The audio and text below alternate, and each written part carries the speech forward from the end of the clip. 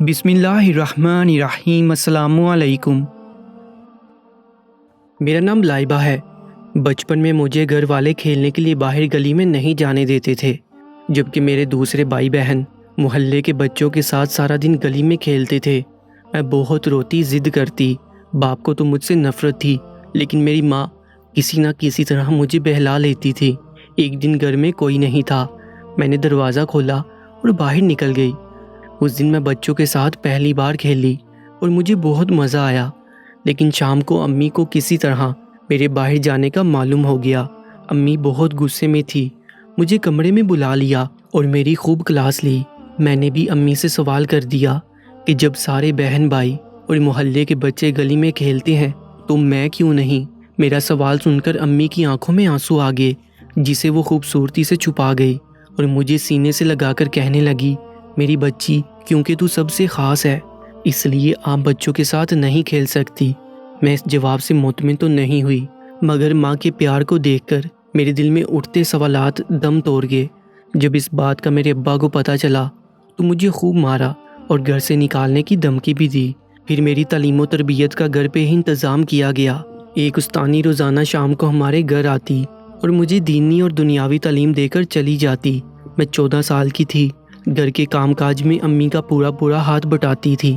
ایک دن میں نے اپنے چھوٹے بھائی اور بہن کو باری باری نہلایا تو ایک عجیب چیز میرے مشاہدے میں آئی۔ میرے جسم کے پوشیدہ حصے میرے بھائی اور بہن کے جسم سے ملتے ہی نہیں تھے۔ میں بہت حیران ہوئی۔ اگلی بار میں نے جب ان کو نہلایا تو بہت غور سے ہر چیز دیکھتی رہی۔ پھر میں اپنے کمرے میں چلی گئی اور کپڑے اتار کر آئینے کے سامنے کھڑی ہو کر اپنے جسم کا جائزہ لیا تو میرا شک یقین میں بدل گیا۔ اب میں بہت پریشان ہوئی۔ میں عمر کے 16ویں سال میں تھی اور مجھے کافی باتوں کی سمجھ تھی۔ میں اتنا بھی جان چکی تھی کہ میں بہت زیادہ خوبصورت ہوں، لیکن آج اپنے جسم کے بارے میں جو نئی بات سامنے آئی تھی اس نے مجھے پریشانی میں مبتلا کر دیا تھا۔ رات کو میں امی کے کمرے میں چلی گئی اور ان کے ساتھ بستر پر لیٹ گئی۔ امی پیار سے میرے بالوں میں انگلیاں چلانے لگی۔ میں نے پوچھا کہ امی، میرا جسم دوسرے بہن بھائیوں سے مختلف کیوں ہے؟ میرا غیر متوقع سوال سن کر میرے بالوں میں مساج کرتی امی کی انگلیاں ایک دم رک گئیں۔ پہلے وہ خاموش رہی، پھر انہوں نے دھیرے دھیرے مجھے ساری باتیں سمجھانا شروع کر دیں کہ میں جسمانی طور پر عام بچوں سے مختلف ہوں اور یہ قدرت کی طرف سے ایسا ہوتا ہے، اور ہم عام لوگوں کی طرح شادی نہیں کر سکتی، نہ معاشرے میں ہمارا کوئی مقام یا عزت ہوتی ہے۔ اس رات یہ راز کھلا کہ میں جب پیدا ہوئی تب سے عجیب تھی، وہ ماں کی لاڈلی۔ چند سال بعد شوہر نے پکا ارادہ کر لیا، اب کی بار کوئی بات نہیں مانوں گا، چھوڑ کے آؤں گا کہیں۔ بیوی کو کہا تو ایک نظر ڈال کے سمجھ گیا اب کی بار زمانہ جیتنے والا، پر بات وہی، کون جیتا مامتا سے۔ ہاں، میں سر ہلایا اور اس کا سامان باندھنے لگی۔ شوہر کچھ دیر بعد آیا تو 2 بیگ تیار تھے۔ اتنا سامان اس کا؟ نہیں، میرا بھی ہے۔ کیوں؟ تو کہاں جا رہی ہے؟ جہاں یہ جائے گی۔ تم گھر سے نکالو، دروازہ بند کرو، پھر میں جانوں یہ جانے، اور اس کا وہ خدا جس نے اسے سانس دی، زندگی دی، وہ خدا جو فضول کوئی چیز پیدا نہیں کرتا، وہ خدا جو پتھر میں بھی غذا دیتا کیڑے کو، یہ انسان ہے۔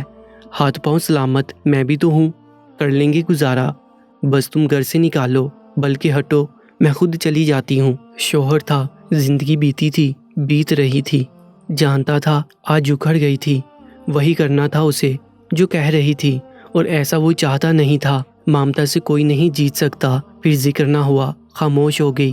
3 سال تک ایک بیٹی اور آ گئی، ستم اب بھی باقی تھا۔ اس رات چنگی بلی ماں سوئی، لیکن سویرے اٹھ نہ سکی۔ جب ماں چلی گئی تو کچھ بھی نہ تھا، روشنیوں بھرا گھر ویران ہو گیا، مگر اس کی تو دنیا ہی ویران ہوگی۔ ابھی قبر کی مٹی خشک ہی نہ ہوئی کہ باپ نے گھر سے نکال دیا، جا کہیں چلی جا، اب تیرا اس گھر میں کچھ نہیں۔ خاموشی سے نکلی، ماں کی قبر پر گئی، دل بھر کر روئی، بہت روئی، من ہلکا ہوا تو شہر کی جانب روانہ ہو گئی۔ قدم قدم پر ستم کرنے والی دنیا میں گم ہو گئی۔ باپ نے شکر ادا کیا کہ جان چھوٹی، مگر ابھی گہرا گاؤ باقی۔ گھر سے نکالے جانے کے بعد وہ درخت سے گرے پتے جیسی تھی، ہوا جدھر چاہے اڑا کے لے جائے۔ ایسا بھی ہوا، اب اس نے زمانے سے لڑنے کی ٹھان لی تھی۔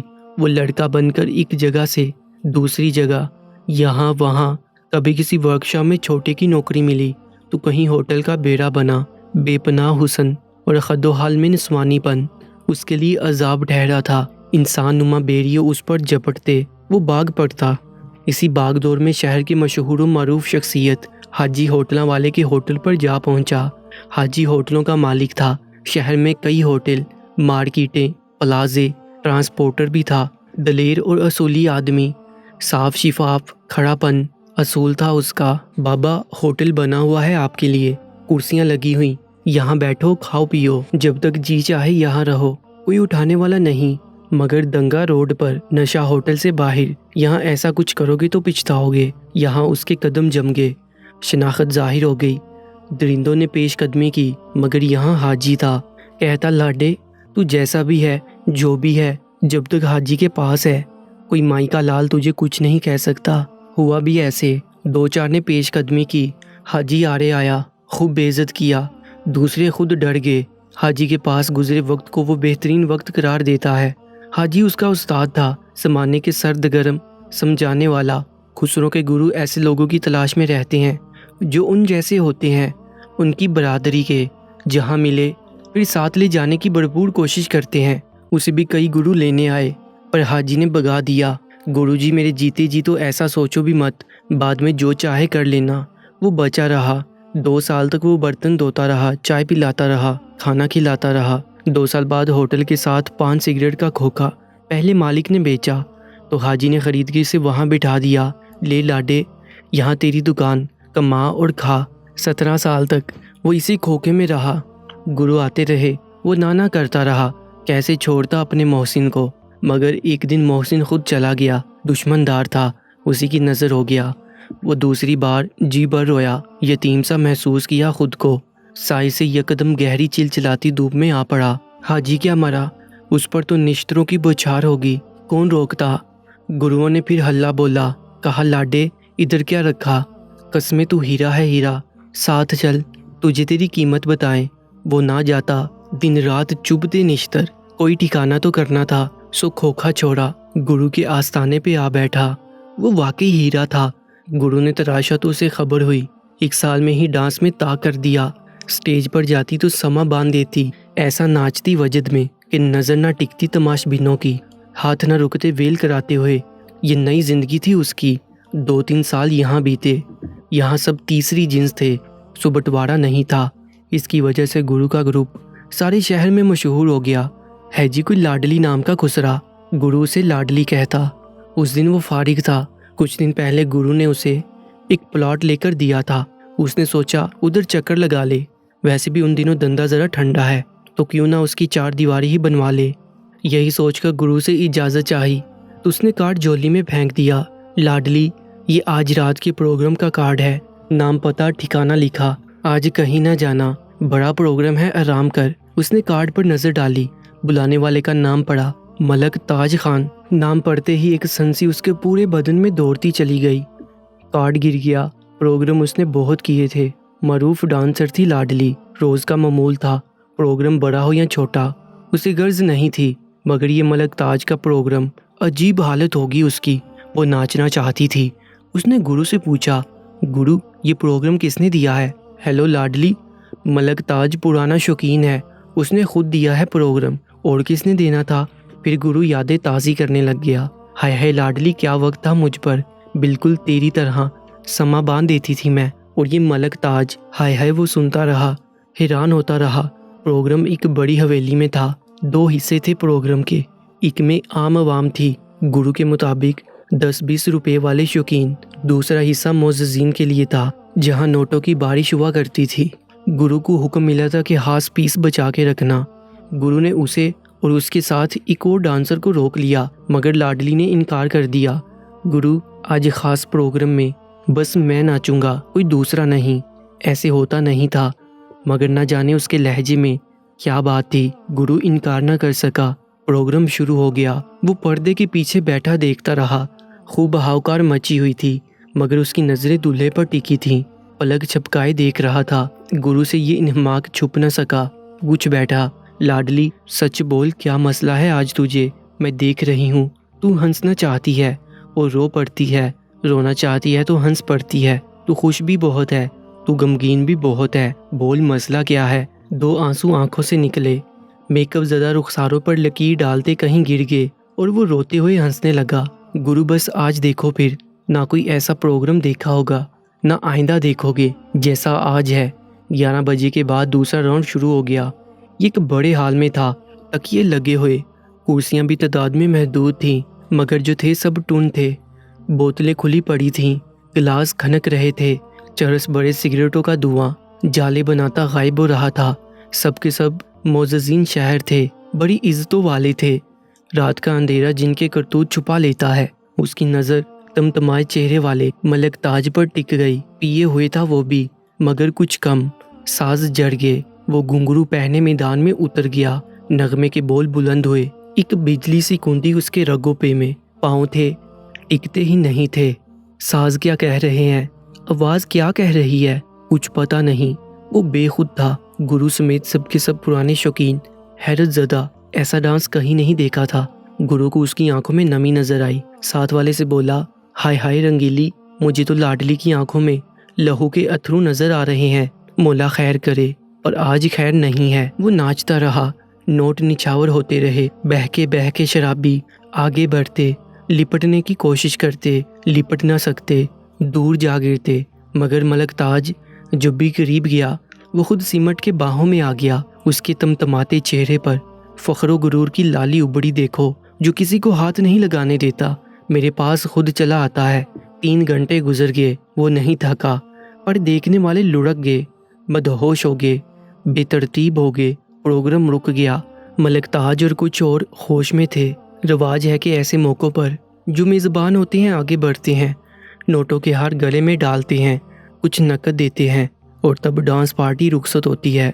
वही हुआ। मलक ताज ने सबके गलों में हार डाले। वो आखिर में था। निगाहें मुतलाशी किसी की, खिलाफे मामूल। नोटों का थैला उसने नोट लेने वाले से ले लिया, अब उसके हाथ में था। आखिरकार वो मलक ताज के रूबरू पहुंचा। निगाहें मिली। एक शैतानियत सी लपकी मलक की आंखों में। हाथ बह के रुखसारों पर लगे और हार पहना दिया। ख़त्म। नहीं नहीं, कहाँ ख़त्म। लाडली ने हाथ पकड़ लिया। पहचाना मलक जी। गुरु तनकर खड़ा हो गया। जिस दास्तान ने आज मुनकशिफ होना है, उसका वक्त आन पहुंचा। नहीं लाडली, पहली बार देखा तुझे और गर्विदा हो गया हूँ। उसने हार उतार कर हाथ में पकड़ लिया। पर मलक जी, मैंने तो पहली बार नहीं देखा। आहिस्ता आहिस्ता करीब हो गया, बाहों में सिमट गया। मुद्दत से तरसा इन बाहों में आने के लिए, इतना करीब होने के लिए। हाय हाय लाडली, आज तूने दिल जीत लिया। हाथ जानिबे जे बढ़े कुछ निछावर करने को, मगर लाडली ने पकड़ लिए। नहीं मलक जी, अब बस, अब और कुछ नहीं लेना। अब मैं निछावर करना है, निछावर होना है। खामोशी। बस एक गुरु जानता था कुछ होने वाला है, पर क्या, ये उसे भी मालूम नहीं था। लाडली ने हार उतारा, मलक के गले में डाल दिया। आंखें डाली आंखों में। आज तक खुसरी लेती हैं वेल वदाई, पर मैं आज देकर जा रहा हूँ मलक जी। नोटों का थैला खोला, नोट पकड़े, मलक पर फेंक दिए। मुझे पहचानो मलक जी, मैं वो बदनसीब हूँ जिसका बाप उस पर आशिक है। ये लो मलक जी, ये एक खुसरे की वेल। अपने बाप पर दिल दग से रह गए। नशा गहरा होता होता उतर गया। बंद होती आंखें पूरी की पूरी खुल गईं। गुरु को झटका लगा। साथी थरा कर रह गए। जागते सोते शौकीन जाग गए। ये क्या कह रहे हो? नोटों को पड़े धकेला। मलक चीख पड़ा, पर कहाँ तक जाए। वो नोट फेंकता आता था, रोता जाता था, कहता जाता था। वेल मलक ताज पर, एक आधे बेटे की वेल। वेल बाई की शादी पे, बाप पर वेल खुसरे की। वो बिलक बिलक के रो दिया। खुद क्या रोया, कईयों को रुला दिया। गुरु रो पड़ा, साथी रो पड़े। मलक ताज, आंसू थे उसकी आंखों में। मलक ताज रो पड़ा, बिलक पड़ा। धरती ज़मीन, ज़रा जगह तो दे मुझ पर, उलट तो पर, मुझे छुपा तो सही। मगर साहिब, ऐसे मौक़ों पर धरती जगह नहीं दिया करती। पैरों से पकड़ के यूं धड़ाम से गिरा देती है, जैसे वो गिर गया था। धरती पर अपनी नज़रों से लाडली नोट फेंकती जाती, रोती जाती। लाखों मिले, आज तेरे घर पर एक नोट नहीं लेकर जाना। ये ले, ये भी वेल। इतना ही खाता मैं जितने तूने आज एक रात में निछावर किए मुझ पर। एक कमरे में रह लेता। मगर गुरु आगे बढ़ा, साथी आगे बढ़े। वो बिलकता, नोट फेंकता रहा, तड़पता रहा। गुरु मेरा गुरु है, तू उलट दे जो आज मिला। चल उलट, مجھے لے چل یہاں سے۔ گرو اس کا گرو تھا، میں آپ وہ کوئی نہیں پہنچ سکتا اس درد تک جو لاڈلی کو تھا۔ گرو پہنچ سکتا تھا سو پہنچا، الٹ دیا نوٹوں کا تھیلا ملک تاج پر جو نوٹوں میں چھپا سسک رہا تھا، اللہ جانے کس بات پر۔ پیارے دوستو، ایسی ہی سبق آموز ویڈیوز کے لیے Urdu story time YouTube channel کو سبسکرائب کر لیجیے گا۔ اپنا بہت زیادہ خیال رکھیں۔ اللہ نگہبان۔